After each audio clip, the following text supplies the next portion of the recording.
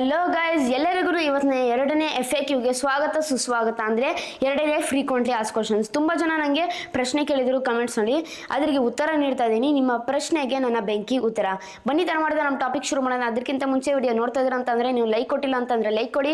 ಹಾಗೂ ಕೂಡ ಈ ಚಾನಲ್ಗೆ ಸಬ್ಸ್ಕ್ರೈಬ್ ಆಗಿಲ್ಲ ಅಂತಂದರೆ ಸಬ್ಸ್ಕ್ರೈಬ್ ಆಗಿ, ಹಾಗೂ ಬೆಲ್ ಐಕಾನ್ ಕ್ಲಿಕ್ ಮಾಡಿ ಸಬ್ಸ್ಕ್ರೈಬ್ ಆಗಿ ಫ್ರೆಂಡ್ಸ್. ಸಬ್ಸ್ಕ್ರೈಬ್ ಫ್ರೀ, ಸಬ್ಸ್ಕ್ರೈಬ್ ಆದರೆ ಈ ರೀತಿ ಸೂಪರ್ ಆಗಿರುವ ಕಾಂಟೆಂಟ್ ನಿಮಗೋಸ್ಕರ ಅಪ್ಲೋಡ್ ಮಾಡ್ತಾ ಇರ್ತೀನಿ. ಬನ್ನಿ ತರ ಮಾಡಿದ್ರೆ ನಮ್ಮ ಟಾಪಿಕ್ ಶುರು ಮಾಡೋಣ. ಮೊದಲನೇ ಪ್ರಶ್ನೆಗೆ ಹೋಗೋಣ. ಅದು ಒಬ್ರು ಕಮೆಂಟ್ ಹಾಕಿದ್ದಾರೆ, ಬರೋದು ವ್ಯೂಸ್ ಜಾಸ್ತಿ ಬರಬೇಕಂದ್ರೆ ನಾವು ಯಾವ ಟೈಮ್ನಲ್ಲಿ ಅಪ್ಲೋಡ್ ಮಾಡಬೇಕು, ಮತ್ತು ಅರ್ನಿಂಗ್ ಜಾಸ್ತಿ ಮಾಡಬೇಕಂದ್ರೆ ಯಾವ ಟೈಮ್ನಲ್ಲಿ ಅಪ್ಲೋಡ್ ಮಾಡಬೇಕು ಅಂತ. ಇಲ್ಲಿ ಎರಡು ರೀತಿ ಇರುತ್ತೆ, ಡೀಟೇಲ್ ಆಗಿ ಎಕ್ಸ್ಪ್ಲೇನ್ ಮಾಡ್ತೀನಿ. ಸೊ ವ್ಯೂಸ್ ಜಾಸ್ತಿ ಬರಬೇಕಂತ ಅಂದರೆ ನೀವು ಸಾಯಂಕಾಲದಲ್ಲಿ ಅಪ್ಲೋಡ್ ಮಾಡಬೇಕು. ಅದು ನಿಮ್ಮ ವಿಡಿಯೋ ಚೆನ್ನಾಗಿರಬೇಕು ಕಾಂಟೆಂಟು, ಎಡಿಟಿಂಗು ಹಾಗೂ ಕೂಡ ತಮ್ಮಿಲ್ಲ. ಅವಾಗ 200% ಬೇಗ ವೈರಲ್ ಆಗುತ್ತೆ, ಜಾಸ್ತಿ ವ್ಯೂಸ್ ಬರುತ್ತೆ. ಮತ್ತು ಇನ್ನೊಂದು ಅರ್ನಿಂಗ್ ಜಾಸ್ತಿ ಮಾಡ್ಕೊಬೇಕಂತ ಅಂದರೆ ಬೆಸ್ಟ್ ಟೈಮಿಂಗ್ಸ್ ಏನಂತ ಅಂದರೆ ಬೆಳಗ್ಗೆ ಅಪ್ಲೋಡ್ ಮಾಡಿ. ನಿಮ್ಮ ಚಾನಲ್ ಅಕಸ್ಮಾತ್ ಮಾನಿಟೈಸೇಷನ್ ಆನ್ ಆಗಿತ್ತಂತ ಅಂದರೆ.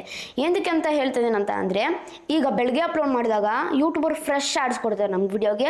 ಹಾಗೂ ಕೂಡ ಯೂಟ್ಯೂಬ್ ಆಗುತ್ತೆ ನಮ್ಮ ಪರ್ಟಿಕ್ಯುಲರ್ ವಿಡಿಯೋನ ಜಾಸ್ತಿ ರೆಕಮೆಂಡ್ ಮಾಡುತ್ತೆ. ಇದರಿಂದ ಅರ್ನಿಂಗ್ ಜಾಸ್ತಿ ಆಗುತ್ತೆ, ವಿಡಿಯೋ ಪಕ್ಕ ಬೇಗ ವೈರಲ್ ಆಗುತ್ತೆ ನಿಮಗೆ. ಹಾಗೂ ಕೂಡ ಆ್ಯಡ್ಸ್ ಜಾಸ್ತಿ ಬರುತ್ತೆ ನಿಮಗೆ. ಸೊ ಈ ಪಾಯಿಂಟ್ ಕ್ಲಿಯರ್ ಮೈಂಡಲ್ಲಿ ಇಟ್ಕೊಳ್ಳಿ. ಈ ರೀತಿ ಬೇಕಾದ್ರೆ ನೀವು ಅರ್ನಿಂಗ್ಸ್ನ ಜಾಸ್ತಿ ಇನ್ಕ್ರೀಸ್ ಮಾಡ್ಕೊಬೋದು, ಹಾಗೂ ಕೂಡ ವ್ಯೂಸ್ನು ಕೂಡ ಜಾಸ್ತಿ ನೀವು ಇನ್ಕ್ರೀಸ್ ಮಾಡ್ಕೊಬೋದು. ಎರಡು ಕೂಡ ಸಿನಾರಿಯೋ ಉತ್ತರ ಕೊಟ್ಟಿದ್ದೀನಿ. ನೆಕ್ಸ್ಟ್ ಎರಡನೇ ಪ್ರಶ್ನೆ ಟೆಕ್ಮಾಗ್ ಅವ್ರು ಹಾಕಿದರೆ, ಹಾಯ್ ಬರೋದು ನಂದೊಂದು ವಿಡಿಯೋ 10,000 ವ್ಯೂಸ್ ಬಂದಿತ್ತು. ಆ ವಿಡಿಯೋನ ಪ್ರೈವೇಟ್ ಹಾಕಿದೆ ಅಂತಂದರೆ ಅದಕ್ಕೆ ಕಾಪರೇಟ್ ಬಂದಿತ್ತು, ಏನಾದರೂ ಪ್ರಾಬ್ಲಮ್ ಆಗುತ್ತಾ ಅಂತ ಹೇಳ್ತಿದ್ದೇನೆ. ಇಲ್ಲಿ ಪ್ರಾಬ್ಲಮ್ ಆಗುತ್ತೆ, ಅದೇನಂತ ನಿಮಗೆ ನೆಕ್ಸ್ಟ್ ಹೇಳ್ತೀನಿ. ಫಸ್ಟು ಈಗ ಅಕಸ್ಮಾತ್ ಏನಾದರೂ ಏನೇನು ಎಫೆಕ್ಟ್ ಆಗುತ್ತೆ ಅಂತ ಹೇಳ್ತೀನಿ. ಪ್ರೈವೇಟ್ ಹಾಕಿದ್ರಲ್ಲ, ಈಗ 10,000 ವ್ಯೂಸ್ ಬಂದಿದೆಯಲ್ಲ ಆ ಪರ್ಟಿಕ್ಯುಲರ್ ವಿಡಿಯೋದಲ್ಲಿ, 10,000 ವ್ಯೂಸಿಂದ ಸಪೋಸ್ 200 ವಾಚ್ ಅವರ್ ಕೌಂಟ್ ಆಗಿದೆ ಅಂತ ಇಟ್ಕೊಳ್ಳೋಣ. ಜಾಸ್ತಿ ಆಗಿರ್ಬೋದು, ಆದರೆ ಎಸ್ಟಿಮೇಟೆಡ್ ಆಗಿ 200 ವಾಚ್ ಅವರ್ ಕೌಂಟ್ ಆಗಿದೆ ಅಂತ ಇಟ್ಕೊಳ್ಳೋಣ. ನೀವು ಪ್ರೈವೇಟ್ ಹಾಕಿದ್ದಾಗ ಅಕಸ್ಮಾತ್ ಏನಾದರೂ ಪ್ರೈವೇಟ್ ಹಾಕಿದಾಗ 500 ವಾಚ್ ಅವರ್ ಇತ್ತಲ್ಲ, ಅದು 0 ಆಗಿಬಿಡುತ್ತೆ.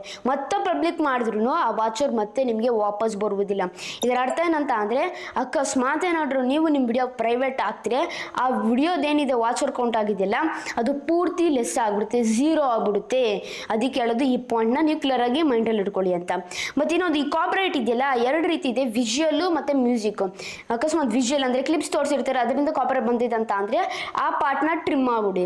ಮ್ಯೂಸಿಕ್ಕಿಂದ ಬಂದಿತ್ತಂತ ಅಂದರೆ ಮ್ಯೂಟ್ ಮಾಡಿ ಎರೇಸ್ ಮಾಡಿ. ಅದ್ರ ಬಗ್ಗೆ ಡೆಡಿಕೇಟೆಡ್ ವಿಡಿಯೋ ಮಾಡಿದ್ದೀನಿ, ಮೇಲೆ ಬೇಕಾದ್ರೆ ಪಿನ್ ಮಾಡ್ತೀನಿ, ವಿಡಿಯೋ ಪೂರ್ತಿ ನೋಡಿ, ಅವಾಗ ನಿಮಗೆಲ್ಲ ಅರ್ಥ ಆಗುತ್ತೆ ಹೇಗೆ ನೀವು ಎರೇಸ್ ಮಾಡೋದು ಕಾಪರೇಟ್ನ ಅಂತ. ಸೊ ನಿಮಗೆಲ್ಲ ಅಲ್ಲಿ ಡೀಟೇಲಾಗಿ ಎಕ್ಸ್ಪ್ಲೇನ್ ಮಾಡಿದ್ದೀನಿ. ಈ ರೀತಿ ನೀವು ಎರೇಸ್ ಮಾಡ್ಕೊಬೇಕು ಅಥವಾ ನೀವು ಟ್ರಿಮ್ ಮಾಡಬೇಕು ಕಾಪರೇಟ್ ಸೈಡ್ನ, ಆವಾಗ ನೀವು ಸೇಫ್ ಆಗಿರ್ತೀರಾ. ಇಲ್ಲ ಅಂತ ಅಂದರೆ ಇದನ್ನ ಕಂಟಿನ್ಯೂ ಮಾಡಿಕೊಂಡು ಪ್ರೈವೇಟ್ನಲ್ಲಿ ಇಕ್ಕಿದ್ದೀರಾ ಅಂತ ಅಂದರೆ ಮಾನಿಟೈಸೇಷನ್ ಅಪ್ಲೈ ಮಾಡೋ ಸಮಯದಲ್ಲಿ 3ನೇ ಸ್ಟೆಪ್ಪಲ್ಲಿ ನಿಮಗೆ ವೈಲೇಷನ್ ಆಗಲಿ, ರಿಯೂಸ್ ಕಾಂಟೆಂಟ್ ಆಗಲಿ, ರಿಪೀಟೆಡ್ ಕಾಂಟೆಂಟ್ ಆಗಲಿ ಬಂದೇ ಬರುತ್ತೆ ನಿಮಗೆ. ఎందుకంದ್ರೆ ಕಾಪರೇಟ್ ಅಲ್ವಾ. ಅದಕ್ಕೆ ಹೇಳೋದು, ನಾನು ಎಲ್ಲ ವಿಡಿಯೋಸಲ್ಲೂ ಜಾಸ್ತಿ ಹೇಳೋದು ಮ್ಯಾಕ್ಸಿಮಮ್ಮು, ನೀವು ನಿಮ್ಮ ವಿಡಿಯೋನ ನಿಮ್ಮ ಚಾನಲ್ನ ಪೂರ್ತಿ ಚೆಕ್ ಮಾಡಿ. ಏನಾದರೂ ಕಾಪರೇಟ್ ಇತ್ತಾ, ರಿಯೂಸ್ ಕಾಂಟೆಂಟ್ ಇತ್ತಾ, ರಿಪೀಟೆಡ್ ಕಾಂಟೆಂಟ್ ಇತ್ತಾ, ಅದೆಲ್ಲ ಪೂರ್ತಿ ಡಿಲೀಟ್ ಮಾಡಿಬಿಟ್ಟು ನೀವು ಮಾನಿಟೈಸೇಷನ್ಗೆ ಅಪ್ಲೈ ಮಾಡಿ. ಇಲ್ಲ ಅಂತಂದರೆ ನಿಮಗೆ ರಿಯೂಸು, ವೈಲೇಷನ್ನು ಅಥವಾ ರಿಪಿಟೇಟಿವ್ ಕಾಂಟೆಂಟ್ ಬಂದೇ ಬರುತ್ತಂತ. ಸೊ ಈ ಪಾಯಿಂಟ್ನ ನೀವು ಕ್ಲಿಯರಾಗಿ ಮೈಂಡಲ್ಲಿ ಇಟ್ಕೊಬೇಕಾಗುತ್ತೆ. ಇಷ್ಟಲ್ಲೇ ನಿಮಗೆ ಎಫೆಕ್ಟ್ಸ್ ಆಗುತ್ತೆ. ನೆಕ್ಸ್ಟ್ 3ನೇ ಪ್ರಶ್ನೆ ಟ್ರ್ಯಾಕಿನ್ ಅವ್ರ ಕ್ವಶನ್ ಹಾಕಿದರೆ, ಅದೇನಂತ ಅಂದರೆ, ಭರತ್ ನಾವು ನಮ್ಮ ವಿಡಿಯೋ ನೋಡಿದರೆ ನಮಗೆ ಬೇಗ ವಾಚ್ ಔಟ್ಸ್ ಕಂಪ್ಲೀಟ್ ಆಗುತ್ತಾ ಅಂತ.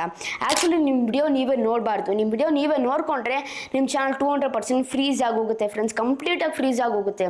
ಹಾಗೂ ಕೂಡ ನಿಮ್ಮ ಚಾನಲ್ ಇಂಪ್ರೆಷನ್ ರೇಟ್ ಪೂರ್ತಿ ಡೌನ್ ಆಗಿಬಿಡುತ್ತೆ ಫ್ರೆಂಡ್ಸ್. ಯಾವಾಗೋ ಒಂದು ಸತಿ ನೋಡ್ಬೋದು, ಒಂದು ನೆಟ್ವರ್ಕಲ್ಲಿ ಒಂದೇ ಸತಿ ನೋಡ್ಬೋದು. ಪದೇ ನೋಡಿದ್ರೆ ಏನೋ ಇಂಟೆನ್ಷನಲ್ಲಿ ನೋಡ್ತಾ ಇರೋ ಡಾಲರ್ಸ್ ಇನ್ಕ್ರೀಸ್ ಮಾಡ್ಕೊಳ್ಳೋಕ್ಕೆ ಅಥವಾ ವಾಚ್ ಅವರ್ ಇನ್ಕ್ರೀಸ್ ಮಾಡ್ಕೊಳ್ಳೋಕ್ಕೆ ಅಂತ ನೋಡ್ತಾರೋ ಅಂತ ಯೂಟ್ಯೂಬ್ ಅಲ್ಗೊರಿಥಮ್ ಗೊತ್ತಾಗುತ್ತೆ. ಅವಾಗ ನಿಮ್ಮ ಚಾನಲ್ ಫ್ರೀಸ್ ಮಾಡುತ್ತೆ. 200% ಯಾರಿಗೂ ತೋರಿಸಲ್ಲ, ಯಾರಿಗೂ ಜಾಸ್ತಿ ರೆಕಮೆಂಡ್ ಮಾಡಲ್ಲ ಅಥವಾ ಇಂಪ್ರೆಷನ್ ಕೊಡೋದೇ ಇಲ್ಲ.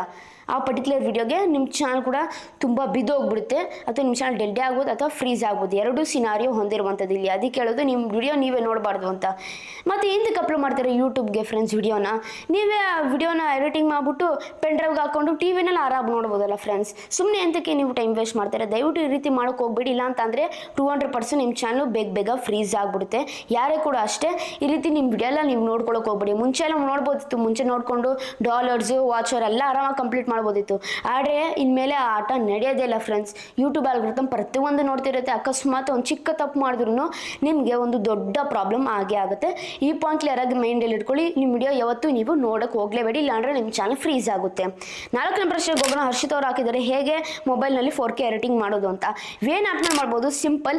ಅದು ಸ್ನ್ಯಾಪ್ಡ್ರ್ಯಾಗನ್ ಪ್ರೊಸೆಸರ್ ಮೊಬೈಲ್ಸ್ ಅಂತಲೂ ಸೂಪರ್ ಎಕ್ಸ್ಪೀರಿಯನ್ಸ್ ಇದೆ. ಉದಾಹರಣೆಗೋಸ್ಕರ OnePlus Nord 4 ಆಗಲಿ, ಅಥವಾ ಸ್ಯಾಮ್ಸಂಗ್ ಮೊಬೈಲ್ಸ್ ಆಗಲಿ, ಅಥವಾ ಮೋಟೋ ಮೊಬೈಲ್ಸ್ ಆಗಲಿ, ಅಥವಾ ಐಕೋ ಮೊಬೈಲ್ಸ್ ಆಗಲಿ, ಇದರೆಲ್ಲ ಸ್ನ್ಯಾಪ್ಡ್ರ್ಯಾಗನ್ ಬ್ರೌಸರ್ ಹೊಂದಿದೆ.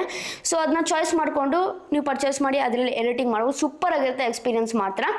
ಹೌದು, ಬೇಕಾದ್ರೆ ಹೇಗೆ ಬೇಸಿಕ್ ಎಡಿಟಿಂಗ್ ಮಾಡಬೇಕಂತ ಡೆಡಿಕೇಟೆಡ್ ವಿಡಿಯೋ ಮಾಡಿದ್ದು ಮೇಲೆ ಪಿನ್ ಮಾಡ್ತೀವಿ. ಬೇಕಾದ್ರೆ ಆ ವಿಡಿಯೋ ಪೂರ್ತಿ ಒಂದು ಸೆಕೆಂಡ್ ಸ್ಕಿಪ್ ಮಾಡಿದೆ ನೋಡಿ, ನಿಮಗೆಲ್ಲ ಅರ್ಥ ಆಗುತ್ತೆ ಹೇಗೆ ಬೇಸಿಕ್ ಆಗಿ ವಿನಲ್ಲಿ ಎಡಿಟಿಂಗ್ ಮಾಡುವುದು ಅಂತ. ಅಲ್ಲಿ 4Kನಲ್ಲಿ ನೀವು ಎಡಿಟಿಂಗ್ ಮಾಡ್ಬೋದು. ನೆಕ್ಸ್ಟ್ ಹೋಗೋಣ. ನಮ್ಮ 5ನೇ ಪ್ರಶ್ನೆ, ಅದು ಬಂದ್ಬಿಟ್ಟು ಭೀಮವ್ರು ಹಾಕಿದರೆ ವೈಟಿ ಸ್ಟುಡಿಯೋ ಪದೇ ಪದೇ ಓಪನ್ ಮಾಡಿದ್ರೆ ಏನಾದರೂ ಪ್ರಾಬ್ಲಮ್ ಆಗುತ್ತಾ ಅಂತ. ನೀವು ವೈಟಿ ಸ್ಟುಡಿಯೋ ಪದೇ ಪದೇ ಓಪನ್ ಮಾಡಿರಿ ಏನೂ ಪ್ರಾಬ್ಲಮ್ ಆಗಲ್ಲ. ಇವು ಯೂಟ್ಯೂಬರ್ ಏನು ಕೊಟ್ಟಿದೆ ವೈಟಿ ಸ್ಟುಡಿಯೋ, ನಮ್ಮ ಅನಾಲಿಟಿಕ್ಸ್ ಚೆಕ್ ಮಾಡೋಕ್ಕೆ, ವಿಡಿಯೋಗೆ ಎಷ್ಟು ಬಂದಿದೆ, ಒಂದು ಎಂಗೇಜ್ಮೆಂಟ್ ಅಂತ ಚೆಕ್ ಮಾಡೋಕ್ಕೋಸ್ಕರ. ನೀವು ಒಂದು ದಿನಕ್ಕೆ 1 ಕೋಟಿ ಸತಿನೂ ನೀವು ವೈಟಿ ಸ್ಟುಡಿಯೋ ಓಪನ್ ಮಾಡ್ರು ಏನು ಪ್ರಾಬ್ಲಮ್ ಆಗಲ್ಲ ನಿಮ್ಮ ಪರ್ಟಿಕ್ಯುಲರ್ ಚಾನಲ್ಗೆ. ತುಂಬ ಜನ ಹೇಳ್ಬೋದು ಪ್ರಾಬ್ಲಮ್ ಆಗುತ್ತಂತ, ಆದರೆ ಇದೆಲ್ಲ ಮೂಢನಂಬಿಕೆ, ನಂಬಕ್ಕೆ ಹೋಗಬೇಡಿ. ಇದು ಶುದ್ಧ ಸುಳ್ಳು.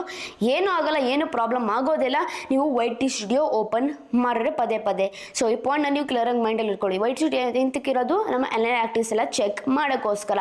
ಸೊ ಈ ಪಾಯಿಂಟ್ ಕ್ಲಿಯರಾಗಿ ನೀವು ಮೈಂಡಲ್ಲಿ ಇಟ್ಕೊಳ್ಳಿ. ಇನ್ನು ನೆಕ್ಸ್ಟ್ ಹೋಗೋಣ. ಕೊನೆ 6ನೇ ಪ್ರಶ್ನೆ, ಅದು ಟೆಕ್ ಸುರೇಶ್ ಅವರು ಹಾಕಿದರೆ, ನಾವು ನಮ್ಮ ಸಬ್ಸ್ಕ್ರೈಬರ್ಸ್ ಕಂಪ್ಲೀಟ್ ಮಾಡಬೇಕು ಅಂದರೆ ನಾವು ಏನು ಮಾಡಬೇಕು ಭರತ್ ಅಂತ ಹೇಳ್ತಾರಂಥದ್ದು. ಹೇಗೆ ಕಂಪ್ಲೀಟ್ ಮಾಡೋದಂತ ಅಂದರೆ ಸಿಂಪಲ್ ಮೆಥಡ್ ಹೇಳ್ಕೊಡ್ತೀನಿ, ಒಂದು ಸ್ಟೆಪ್ ಬೈ ಸ್ಟೆಪ್ಪು.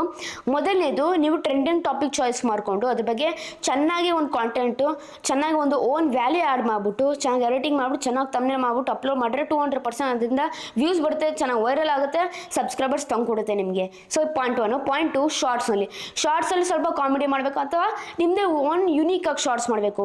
ಇದರಿಂದ ನಿಮಗೆ ವೈರಲ್ ಆಗುತ್ತೆ ಪರ್ಟಿಕ್ಯುಲರ್ ಶಾರ್ಟ್ಸು, ಜಾಸ್ತಿ ಸಬ್ಸ್ಕ್ರೈಬರ್ಸ್ ಕೊಡುತ್ತೆ ಆ ಪರ್ಟಿಕ್ಯುಲರ್ ಶಾರ್ಟ್ ವಿಡಿಯೋ ನಿಮಗೆ.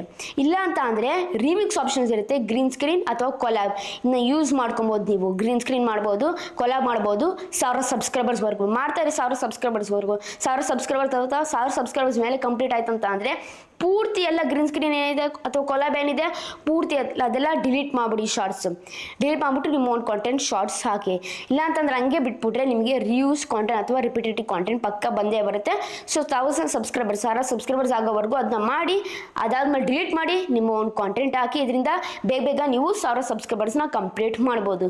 ಇಷ್ಟ ಆಯ್ತು 6 ಪ್ರಶ್ನೆ. ಯಾರ ಪ್ರಶ್ನೆಯಲ್ಲಿ ಯಾವ ಪ್ರಶ್ನೆ ನಿಮಗೆ ಇಂಟ್ರೆಸ್ಟಿಂಗ್ ಅಂತ ಅನಿಸು ಅಂತ ನನಗೆ ಕಮೆಂಟ್ ಬಾಕ್ಸ್ ಮೂಲಕ ತಿಳಿಸಿ. ಈ ರೀತಿ ವಿಡಿಯೋಸ್ ಬೇಕಂದ್ರೆ ದಯವಿಟ್ಟು ನನಗೆ ಪ್ರೋತ್ಸಾಹ ನೀಡಿ. ಹೇಗೆ ಅಂದರೆ ಸಿಂಪಲ್, ಜಸ್ಟ್ ನೀವು ಒಂದು ಸಬ್ಸ್ಕ್ರೈಬ್ ಮಾಡಿದ್ರೆ, ಒಂದು ಲೈಕ್ ಮಾಡಿದ್ರೆ, ಒಂದು ಶೇರ್ ಮಾಡಿದ್ರೆ, ಒಂದು ಕಮೆಂಟ್ ಮಾಡಿದ್ರೆ, ಇಷ್ಟೇ ಫ್ರೆಂಡ್ಸ್. ಇಷ್ಟು ಮಾಡಿದ್ರೆ ನನಗೆ ದೊಡ್ಡ ಪ್ರೋತ್ಸಾಹ ನೀಡ್ತೀರಾ.